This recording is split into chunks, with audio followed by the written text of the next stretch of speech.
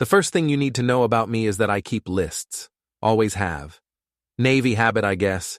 26 years of operations planning doesn't just disappear when you hang up the uniform. My wife Ivy thinks it's obsessive.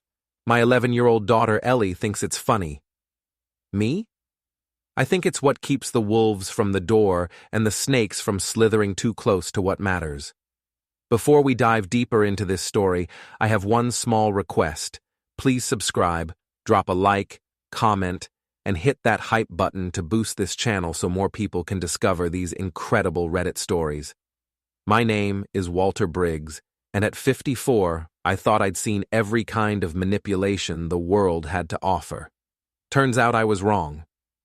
It was 3 a.m. when I heard the voices coming from Ellie's room. Insomnia's been my companion since the divorce papers started flying around our house like confetti at a funeral nobody wanted to attend. I pad down the hallway in my Navy-issue boxer shorts and ratty t-shirt, bare feet silent on the hardwood floors. Old habits. The door to Ellie's room is cracked open. Through the gap, I can see Tyler Haskell, Ty as he insists everyone call him, crouched next to my daughter's bed with a screwdriver in his hand. He's removing the hinges from her bedroom door. "She needs discipline," comes Ivy's voice from the hallway behind him. "Privacy is a privilege, not a right." I stand there for exactly 30 seconds, watching this 32-year-old ex-con who's been living in my house for the past 3 months, dismantling my daughter's sense of security one screw at a time. Ellie's awake, I can tell. Her breathing's too controlled, too careful. She's pretending to sleep while 2 adults violate her space. That's when I start the list. I don't confront them. Not yet. Instead, I retreat to my home office, the one room in this house that's still mine, filled with commendations and photographs from my Navy days, back when I knew exactly who the enemy was and what needed to be done about it. I pull out a yellow legal pad and write at the top, Control List, Operation Ellie. Item 1. Door removal without consultation or child's consent. 3:15 a.m., March 15th. The next morning, Ellie finds me in the kitchen making coffee. She's always been an early riser, something she got from me instead of her mother. Ivy won't surface until at least 10, and Ty usually follows her schedule. "Dad," Ellie whispers, glancing toward the stairs. "Can I show you something?" She pulls out her phone, a basic model I got her for emergencies, and opens a video. It's from last night, but earlier than when I saw them. Ty's in her room, going through her desk drawers while she's supposedly at soccer practice. On the video, he finds her diary and starts reading it aloud in a mocking voice. "Dear diary, I wish Dad didn't look so sad all the time." His voice drips with fake emotion. "I wish Mom would stop yelling at him." Then he laughs, and I hear Ivy's voice from off-camera. "What else does the little princess write about?" I watch my daughter's face as she shows me this violation. She's trying to be brave, but her hands are shaking. "Smart girl," I tell her, keeping my voice steady. "Always document everything. That's Navy rule number 1. That's when the list becomes a war journal. By noon, I've got 3 more entries. Ty accidentally ate Ellie's lunch that she'd packed for school, forcing her to go hungry. Ivy told the school secretary that I'm going through some mental health issues and might say concerning things about the family. And I found text messages between Ivy and her best friend Sabrina, who runs the office for Ivy's landscaping business. Sabrina: "How's the house training going?" Ivy: "Ty's got Walter completely intimidated. The man barely speaks up anymore." Sabrina: "And the kid?" Ivy: "Learning her place. Ty's good with discipline, not like her father." I screenshot everything. 26 years in naval operations taught me that intelligence wins wars, not emotion.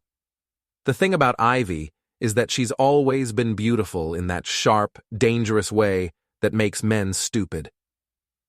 At 29, she's got 15 years on me, runs her own business, and knows exactly how to make people believe whatever version of reality she's selling. When we met 2 years ago, I thought I'd found someone who could handle the complexities of dating a widowed father with a young daughter. Turns out she was just looking for someone to handle, period. Ty showed up 3 months ago as her handyman. Ivy's landscaping business had been struggling, and she needed help with the heavy lifting, she said. What she didn't mention was that Ty was fresh out of county lockup for assault and theft, or that he'd be moving into my house within a week of meeting him. He's between places, she'd explained, just until he gets back on his feet. I'd agreed, because I'm not a complete bastard, and because Ivy had a way of making disagreement seem like moral failure. But now, sitting in my office at 1 p.m. on a Tuesday, looking at evidence of systematic intimidation of my daughter, I'm remembering why the Navy taught us to trust our instincts. My phone buzzes. Text from Detective Ray Bouchard, an old friend who went civilian before I did. Got that background check you asked for. You're not going to like it. Ray's text includes a PDF file. Tyler James Haskell, age 32. 2 convictions for theft, 1 for assault, and a restraining order filed by an ex-girlfriend named Michelle Torres. The restraining order mentions escalating patterns of intimidation and control, particularly targeting the complainant's 8-year-old daughter. I add this to the list. Item 7. At 3:30, Ellie comes home from school. She's got a bruise on her upper arm, finger-shaped and fresh. What happened? I ask. She glances toward the living room where Ty's watching TV. I fell, she says, but she won't meet my eyes. Item 8. At 4 p.m., Ivy comes home from work in her usual whirlwind of complaints and demands. The Peterson account is being difficult. The weather's affecting the spring plantings. The truck needs new tires. Everything's someone else's fault. And somehow, most of it's mine. Walter, we need to talk about Ellie's attitude, she says, dropping her purse on the kitchen counter. Ty says she's been disrespectful. How so? She won't look at him when he talks to her. She leaves the room when he comes in. It's rude. I look at my wife, soon to be ex-wife if the papers I've been preparing mean anything, and I see her clearly for maybe the first time.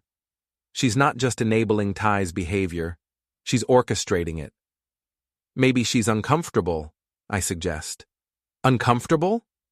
Ivy's voice rises. In her own home? That's ridiculous. Children need to learn respect.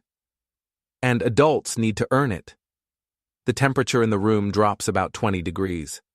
Ivy stares at me like I've just spoken in a foreign language. What's that supposed to mean? It means I've been watching, and I've been taking notes. That night, after Ivy and Ty have gone to bed, I install security cameras. Nothing inside the house. I'm not looking to violate anyone's privacy, but I put them in the hallway, the living room, and the backyard. All perfectly legal, all designed to document what's happening in the common areas of my own home. Item 9. Camera installation complete. By the end of the week, I've got 12 items on my list. Ty accidentally broke Ellie's favorite mug. Ivy told her teacher that Ellie's been acting out at home and might need counseling. Ty started locking the bathroom door when Ellie needs to use it, forcing her to wait or use the one in the basement. Small things, calculated things, the kind of systematic erosion of comfort and security that drives people crazy because each individual incident seems too minor to fight about. But I'm not most people. I'm a man who spent 26 years planning operations, and I know the difference between isolated incidents and coordinated campaigns. The list is about to become a battle plan. Sunday morning, Ivy announces that we're all going to church. This is new. In the 2 years I've known her, Ivy's relationship with religion has been purely social: weddings, funerals, and the occasional Christmas service for appearances.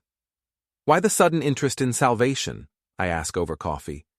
Ty thinks it would be good for Ellie, help with her attitude problem. Ellie looks up from her cereal. I don't have an attitude problem. See? Ivy gestures at our daughter like she's evidence in a trial. That's exactly what Ty's talking about. The back talk. I watch Ty nod sagely from his position at the kitchen counter. He's eating scrambled eggs I made, drinking coffee I bought, wearing clothes that Ivy purchased with money from my consulting business. The man's a parasite with opinions about child rearing. I think Ellie's attitude is fine, I say. Well, you're not exactly an expert on child psychology, Ivy snaps. Some of us think she could benefit from learning about respect and obedience. The word obedience hangs in the air like smoke from a house fire. I add it to my mental list. Item 15. We don't go to church. Instead, I take Ellie to the hardware store, then to lunch at Murphy's Diner. It's our Sunday tradition, something we started after her mother died 3 years ago. Ivy usually doesn't join us, claiming she's too busy with work or too tired from the week. Today, she seems relieved to have us gone. Dad, Ellie says over her grilled cheese sandwich, are you and Mom getting divorced? The question hits me like a punch to the solar plexus. What makes you ask that? You sleep in your office now, and you both look angry all the time. And Ty keeps saying things about how you're not really the man of the house anymore. I set down my coffee cup carefully. What kind of things? Like yesterday, when you were at the store, he told Mom that he could teach you some respect if she wanted. And she laughed. Item 16. Ellie, I need you to understand something. Whatever happens between your mom and me, it's not your fault. And no matter what, I'm going to make sure you're safe and happy. That's my job as your dad, and I take my job seriously. She nods, but I can see the worry in her eyes. She's 11 years old, and she's watching her world get dismantled piece by adults who should be protecting her. That afternoon, while Ivy and Ty are out shopping for plants for some client's garden, I do what any good intelligence officer does. I gather information. I start with Ivy's home office. She keeps her business files in a cabinet that she thinks is locked, but the key's taped under the drawer. Amateur hour. Inside, I find contracts, invoices, and correspondence that paint an interesting picture. Ivy's landscaping business isn't just struggling, it's failing. She owes money to suppliers, equipment rental companies, and the IRS. But more interesting are the payments coming in from something called Haskell Consulting Services. $5,000 deposits, twice a month, for the past 3 months. I cross-reference this with my own business records. Haskell Consulting Services has been billing my clients for additional security assessments and supplementary consultation fees. Services I never provided for a company I've never heard of. Ty's been running a side business using my reputation and client list. Item 17, financial fraud. Estimated total $30,000. I photograph everything, upload it to a secure cloud server, and put the files back exactly as I found them. Then I call Ray Bouchard. Ray, I need a favor. Can you run a deeper background check on Tyler Haskell? I'm particularly interested in his associates and any ongoing investigations. Walter, what are you getting into? Nothing I can't handle, but I need to know what I'm dealing with. Ray calls back 2 hours later. Your boy Ty's been busy.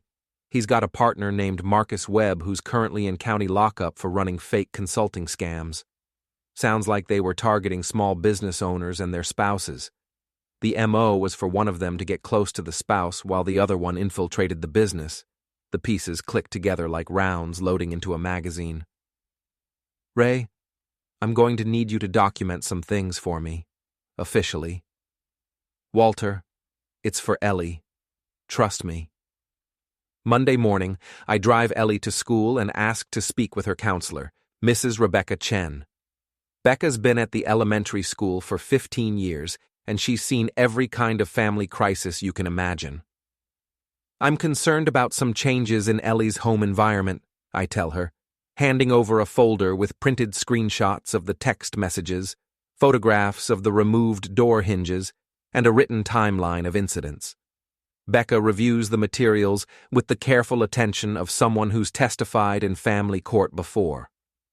Mr. Briggs, This is concerning. Has Ellie expressed any fears about her safety? She started sleeping with a chair pushed against her door. She's lost weight. And yesterday she asked me if I thought her mom still loved her. I'm going to need to file a report with Child Protective Services. I understand, but I want to handle this carefully. Ivy's got friends in this town, and she's very good at controlling narratives. If this gets messy, Ellie's the one who'll suffer.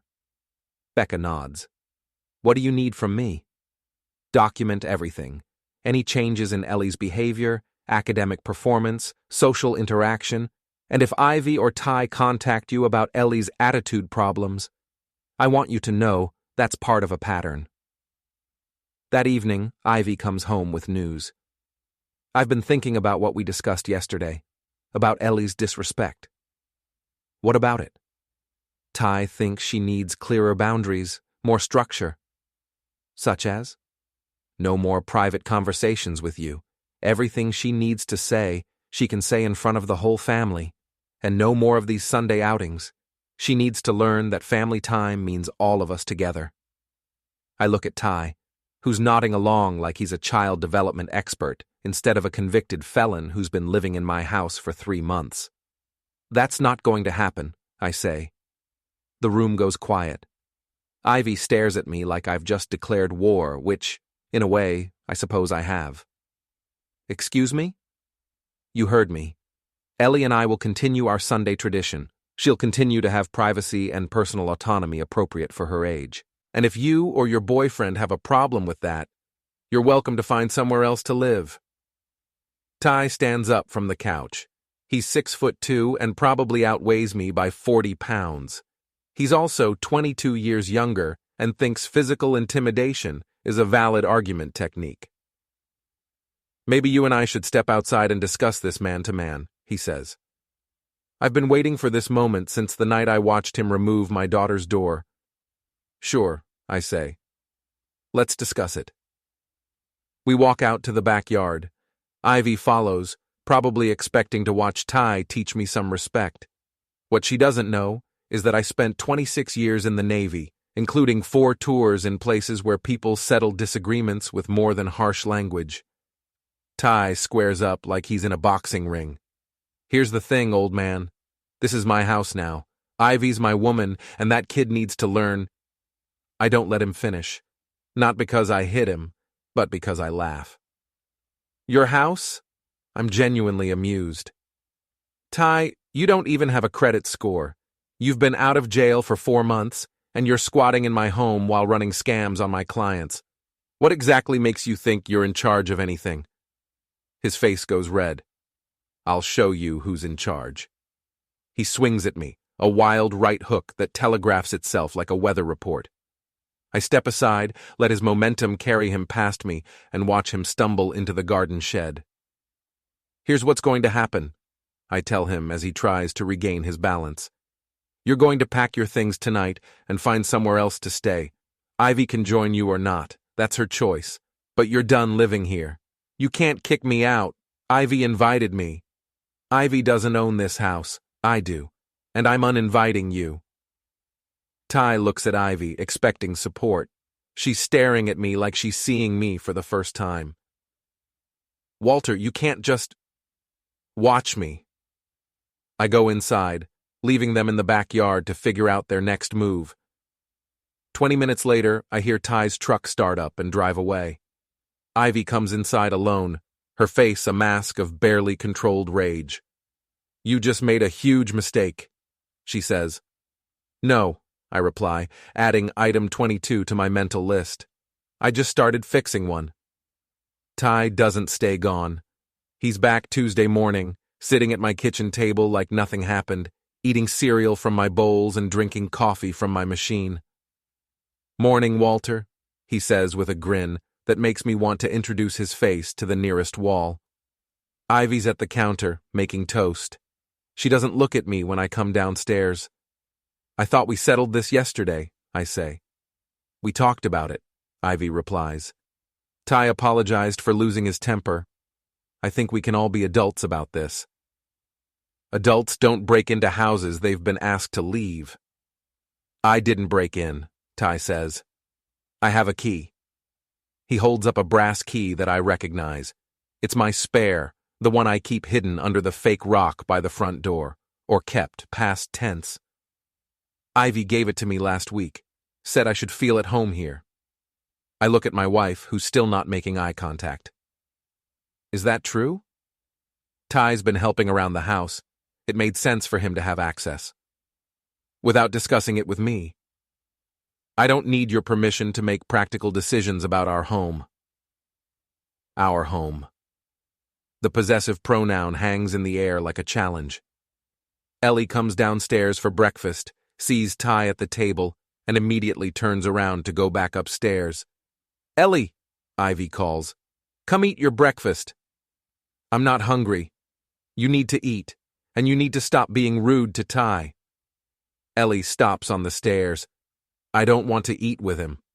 Well, that's too bad. This is a family, and families eat together. I watch my daughter's shoulders slump in defeat. She comes back down, sits at the far end of the table from Ty, and stares at her hands. That's better, Ty says. See how easy it is when everyone just follows the rules? Item 23. Psychological manipulation of child through forced proximity to perceived threat. After I drop Ellie at school, I drive to my office downtown. I run a small security consulting business, mostly helping local companies assess vulnerabilities and improve their safety protocols. It's steady work, pays well, and allows me to set my own schedule. Or it did, until Ty started freelancing with my reputation. I spend the morning calling clients, explaining that any invoices from Haskell Consulting Services are fraudulent and should not be paid. Most of them are understanding. A few are concerned about the security of their information. One, Patricia Morrison, who runs a small accounting firm, is furious. Mr. Briggs, someone claiming to work for you accessed our building last week and copied files from our server. If this is some kind of scam, Mrs. Morrison, I can assure you that I had nothing to do with that. Can you describe the person who accessed your building? Tall, brown hair, maybe early 30s. He had identification that said Haskell Consulting Services, claimed he was conducting a security audit on your behalf.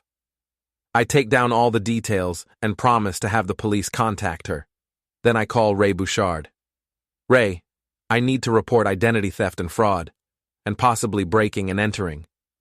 Jesus, Walter, what's this guy done now? I give him the details about the fake consulting business and the unauthorized access to client files. Ray takes notes and promises to open an investigation. Walter, you need to be careful. If this guy's running scams using your identity, he's probably desperate. Desperate people do stupid things. That afternoon, I pick up Ellie from school and take her to the police station. Ray meets us in a conference room and takes her statement about the door removal, the invasion of her privacy, and the intimidation tactics. Ellie's nervous at first, but Ray's good with kids, and soon she's telling him everything. Has Ty ever touched you inappropriately? Ray asks gently. No, but he stands really close sometimes, and he goes through my stuff when I'm not home. How do you know he goes through your stuff? Ellie pulls out her phone and shows Ray a video. It's from yesterday, after school. Ty's in her room, going through her backpack and reading her homework assignments. Smart girl, Ray tells her. Always document everything. Ray looks at me over Ellie's head. We need to talk privately.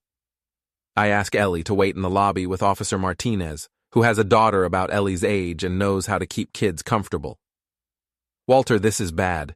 The financial fraud, the identity theft, the systematic intimidation of a child. This guy's looking at serious time if we can make the charges stick. What do you need from me?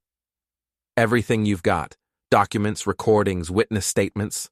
And Walter, you might want to think about getting Ellie somewhere safe while this plays out.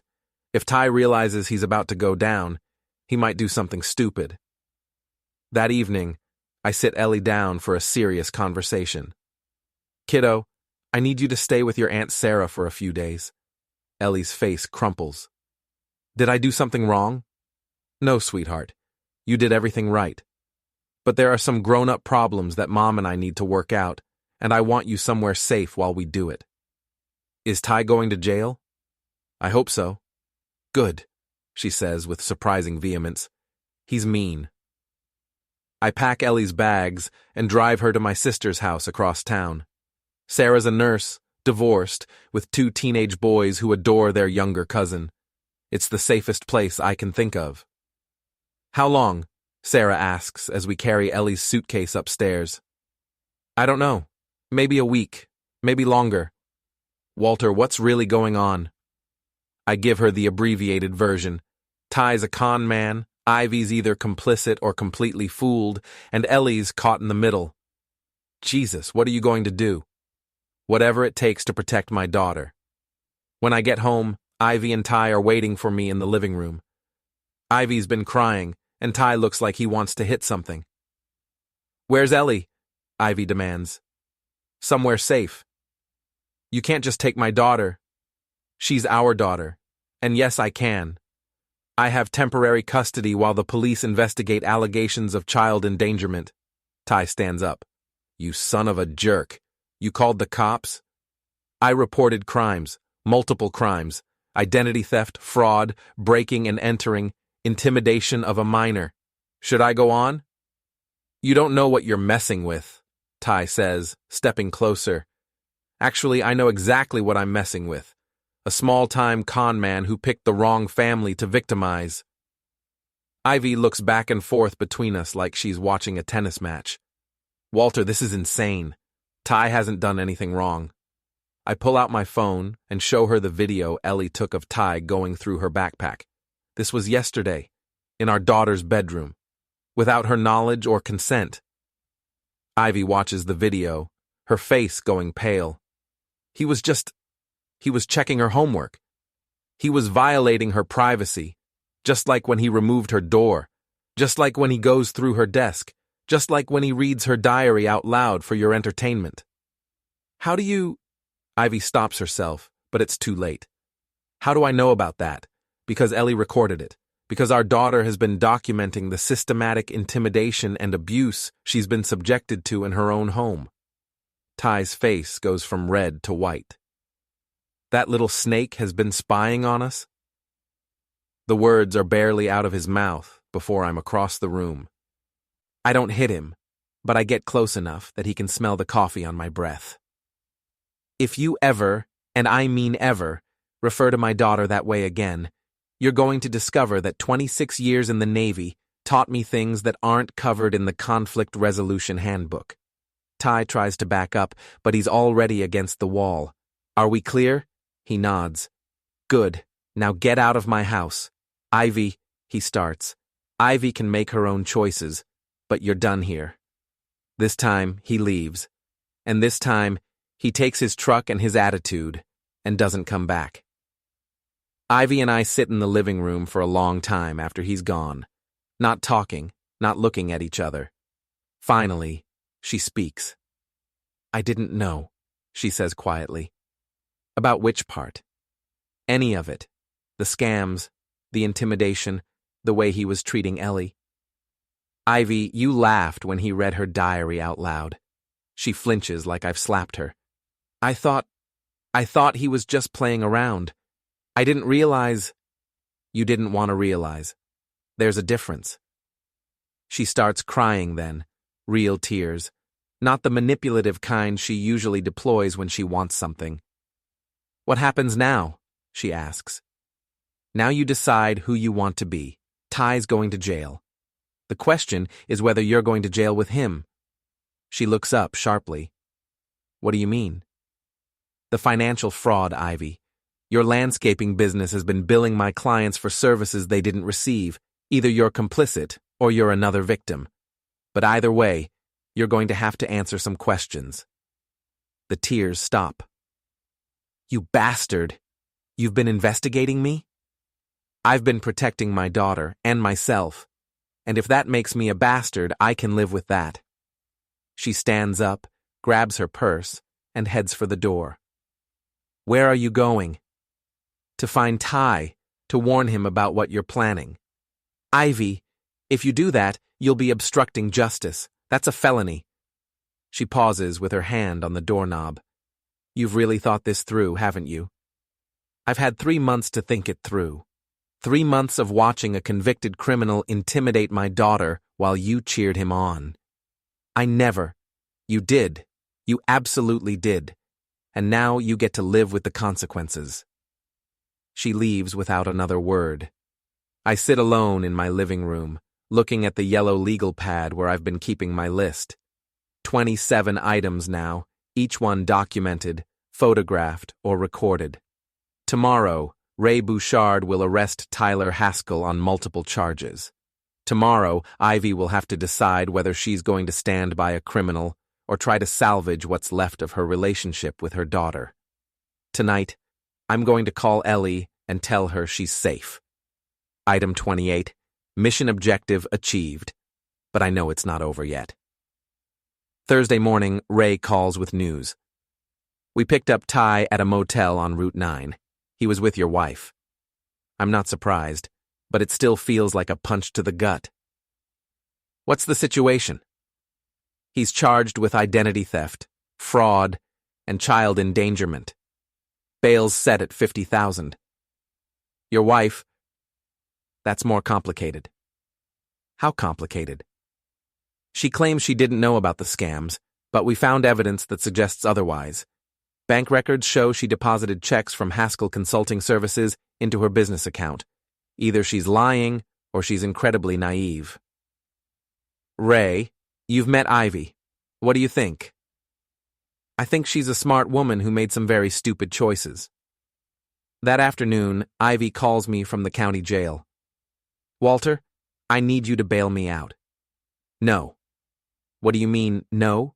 I'm your wife. You're a woman who chose a criminal over her own daughter. Figure it out yourself. I didn't choose him over Ellie. I didn't understand what was happening. Ivy, you removed our daughter's bedroom door because your boyfriend told you she needed discipline. You laughed when he violated her privacy.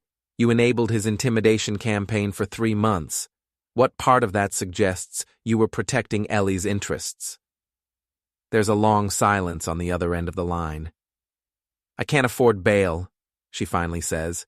Then you'll sit in jail until your hearing. Maybe that'll give you time to think about your priorities. Walter, please, I'll do anything. There's nothing you can do. The damage is done. I hang up. That evening I drive to Sarah's house to have dinner with Ellie. She's doing her homework at the kitchen table, looking more relaxed than I've seen her in months. Dad, is Mom really in jail?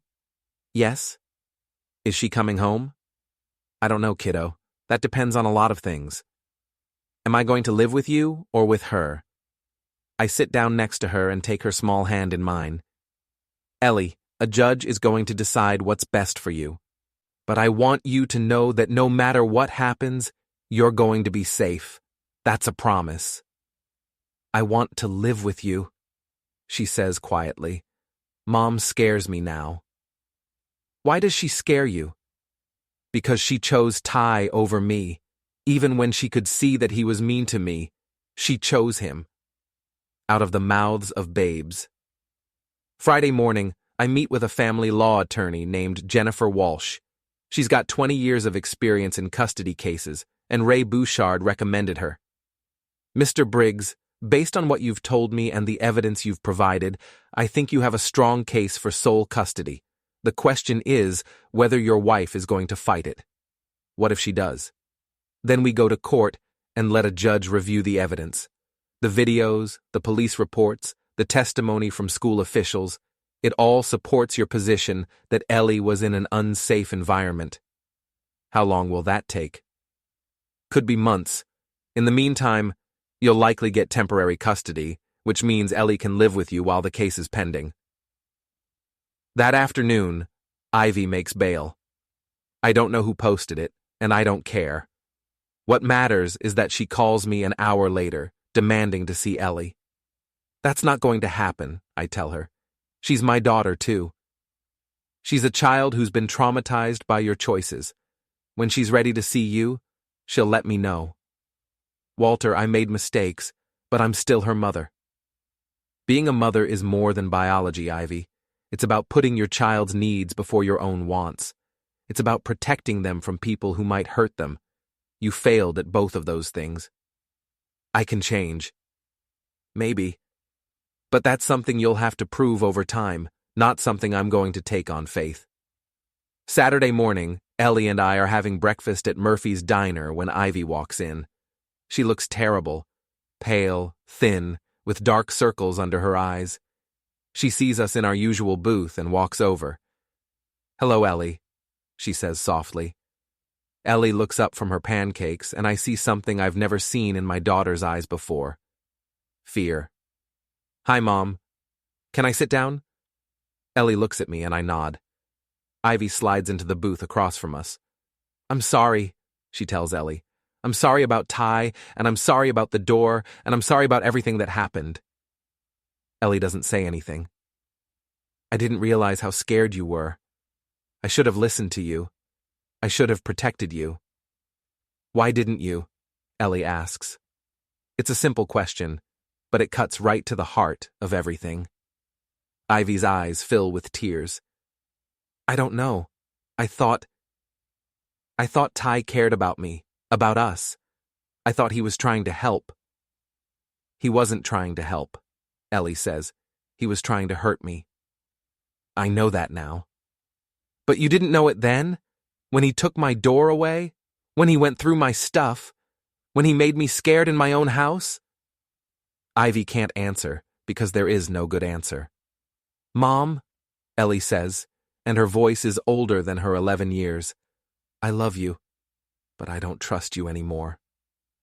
Ivy breaks down completely then, sobbing in a way that draws stares from other diners. But Ellie doesn't comfort her. She just sits there, eating her pancakes, watching her mother cry. After a few minutes, Ivy gets herself under control. "What can I do?" she asks. "How can I fix this?" "I don't know if you can," Ellie says, "but maybe you could start by not bringing any more mean people into our house." Ivy looks at me over Ellie's head. "Walter, what happens now?" "Now you figure out how to be the kind of person Ellie can trust again, if that's possible. And if it's not possible, then you live with the consequences of your choices." Ivy leaves without ordering anything. Ellie and I finish our breakfast in silence. "Dad?" she says as we're walking to the car. "Yeah?" I feel bad that Mom's sad, but I'm glad Ty's gone. It's okay to feel both of those things, kiddo. Feelings are complicated. "Are you and Mom getting divorced?" "Probably." "Will I still get to see her?" "If you want to, but only when you want to, and only when it's safe." "Okay." We drive home to our house, which feels peaceful for the first time in months. No Ty eating our food and making threats. No Ivy creating drama and enabling abuse. Just me and Ellie figuring out how to be a family again. That evening, Ray calls with an update. Ty took a plea deal. 3 years for the fraud charges, plus restitution to your clients. He'll be in county lockup for the next few months, then transferred to state prison. What about Ivy? Charges dropped. The DA believes she was manipulated rather than complicit. But Walter? She's lucky. If Ellie had been seriously hurt, or if there had been evidence of physical abuse, things would have gone very differently. I know. How's Ellie doing? Better. She's sleeping through the night again. She's eating. She's not jumping every time someone comes to the door. And you? I'm good, Ray. For the first time in months, I'm good. Monday morning, I get a call from Jennifer Walsh. "Mr. Briggs, your wife's attorney wants to discuss custody arrangements. She's not going to fight for sole custody, but she wants visitation rights." "What kind of visitation?" "Supervised visits initially. Maybe moving to unsupervised visits if things go well." "What does Ellie want?" "That's what the judge will want to know." Tuesday afternoon, Ellie and I meet with a court-appointed child advocate named Dr. Susan Martinez. She's a psychologist who specializes in custody cases involving trauma. Dr. Martinez asks Ellie about her feelings toward both parents, her living preferences, and her concerns about the future. Ellie is articulate and honest in a way that breaks my heart. "I love my mom," she tells Dr. Martinez, "but I don't feel safe with her.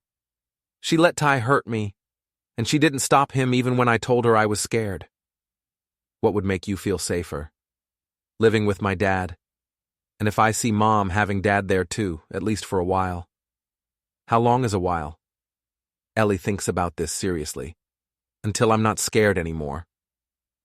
Dr. Martinez recommends supervised visitation, with the possibility of moving to unsupervised visits after 6 months if Ellie feels comfortable. The judge agrees. Wednesday evening, Ivy comes to the house for her first supervised visit. She brings flowers for Ellie and a card with a handwritten apology. "I know I made terrible mistakes," she tells Ellie. "I know I hurt you and scared you. I want to do better." "How?" Ellie asks. "I'm going to counseling. I'm learning about why I made such bad choices, and I'm never going to let anyone hurt you again." "You said that before." "I know, but this time I mean it." They sit together on the couch, looking through photo albums and talking about better times. It's awkward and painful, but it's a start. After Ivy leaves, Ellie comes to find me in my office. "Dad, do you think Mom will really change?" "I don't know, sweetheart. People can change, but it takes time and work. We'll have to wait and see." "What if she doesn't change?" "Then we'll deal with that too. But either way, you're safe now. That's what matters." She hugs me, and I hold her tight, thinking about how close I came to losing her to a system that prioritizes adult wants over children's needs. "Dad?" "Yeah?" "Thank you for protecting me." "That's my job, kiddo.